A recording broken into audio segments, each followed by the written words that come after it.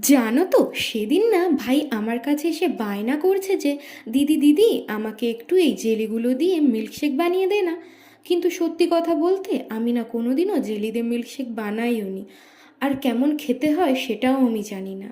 তাও একবার ট্রাই করলাম, যার জন্য সবার প্রথমে একটা মিক্সিং বোলের মধ্যে দিয়ে দিয়েছি জেলিগুলো, আর কিছুটা ঠান্ডা দুধ আর অল্প চিনি।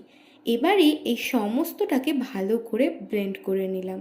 তারপরে আর কি, একটা গ্লাসের মধ্যে ঢেলে নিলাম তৈরি করে রাখা মিল্কশেক, আর ওপর দিয়ে দিয়ে দিলাম একটু চকলেট সিরাপ। তো রেডি হয়ে গেল আমাদের খুব সহজে জেলি মিল্কশেক। ভিডিওটি ভালো লাগলে প্লিজ একটা লাইক কমেন্ট করে দিও। আর যারা যারা আমার চ্যানেলে নতুন আছো তারা প্লিজ আমার চ্যানেলটিকে সাবস্ক্রাইব করে আমার পাশে থেকো। আর যারা যারা ফেসবুক থেকে দেখছো তারা প্লিজ পেজটাকে ফলো করে দিও। তো আজকের মতো সবাইকে টাটা।